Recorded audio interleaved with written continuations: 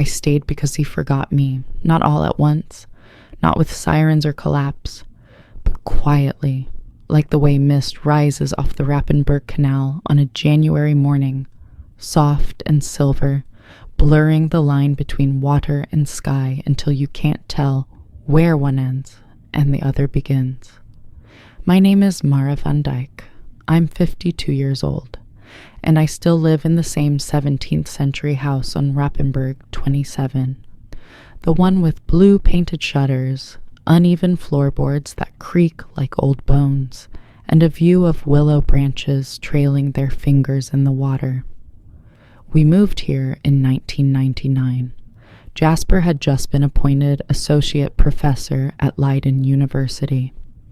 I was 26, freshly certified as a primary school teacher, full of quiet dreams I never voiced aloud. He carried our suitcases up the narrow staircase while I stood in the empty living room, sunlight catching dust motes in the air, and thought, this is where my life begins. It did, just not the way I imagined. Jasper wasn't unkind, never raised his voice, never forgot an anniversary, but love, real, breathing, messy love, that was absent. Not like a slammed door, but like a window left slightly open in winter. You don't notice the cold until your hands won't stop shaking. For 20 years, I became excellent at filling silence.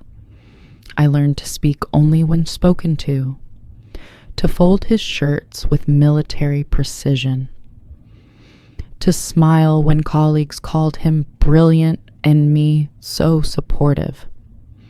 I buried my loneliness under hydrangeas in the courtyard, under stacks of unread novels, under the careful performance of being fine. Then, in March 2022, he put his car keys in the freezer. He stood in our kitchen, the one with hand-painted Delft tiles, and a kettle that whistles like a songbird, and stared at a tub of frozen peas like it held the answer to a question he couldn't remember asking. I needed them cold, he said, frowning. My hands, they felt too warm. I laughed, a short, brittle sound, but inside something cracked open. The test came fast, MRI scans, blood panels, cognitive exams where he struggled to name a pencil. By June, the neurologist used words like progressive, irreversible, and early onset, Alzheimer's. At 42, his world, built on logic, data, the architecture of the human mind, was crumbling from within. His parents wept in hushed Dutch in the hospital corridor. His department chair offered condolences wrapped in professional concern. And me? I walked home along the Rothenburg, past blooming magnolias and students laughing on rented bikes, and felt a terrifying lightness in my chest. Not joy, not relief, possibility. Because the truth, the raw, ugly, beautiful truth I've never admitted to anyone, not even my therapist, is this. I never loved the man Jasper was when his mind was whole. He was impressive, dependable, a man who balanced budgets and fixed leaky faucets and never once raised his voice in anger. But he never saw me. Not the woman who cried at sad commercials, not the girl who once dreamed of writing children's books, not the wife who lay awake wondering if she'd disappear if she stopped doing. But after the diagnosis, everything shifted. The walls he'd built around his heart, brick by careful brick over decades, began to crumble. And what emerged wasn't weakness, it was tenderness. One night, I found him sitting on the bathroom floor, knees drawn to his chest, tears tracking silently down his cheeks.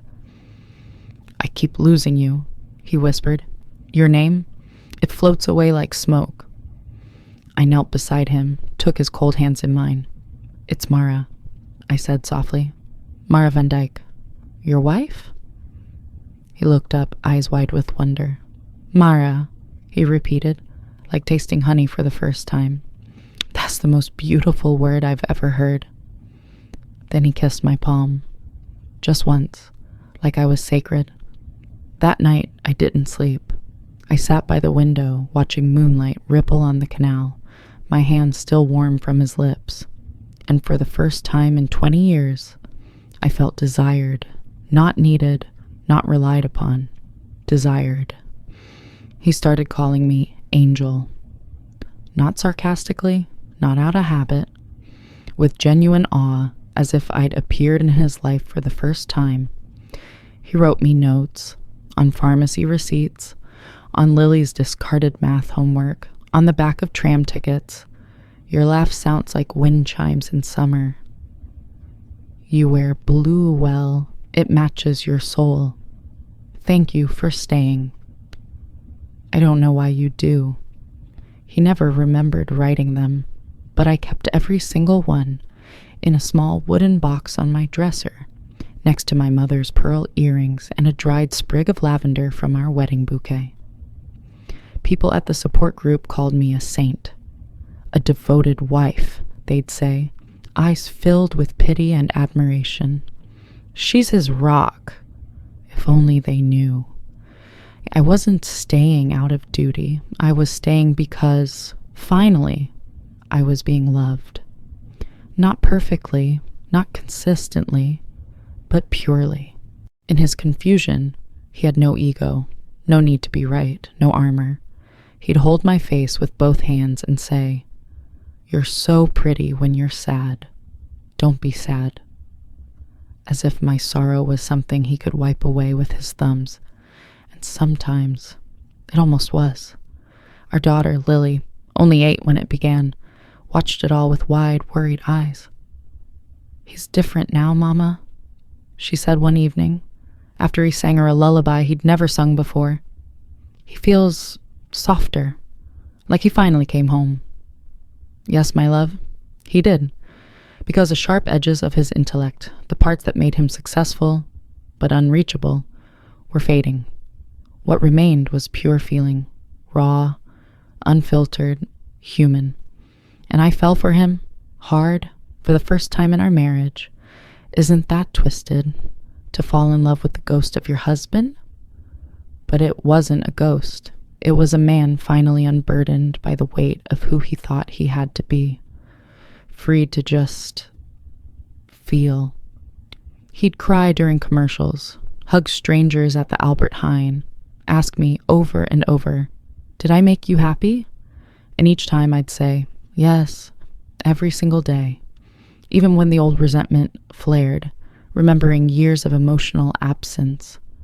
But then he'd reach for my hand, his eyes clear in that rare, lucid moment, and whisper, "You're my favorite person," and I'd forgive him all over again.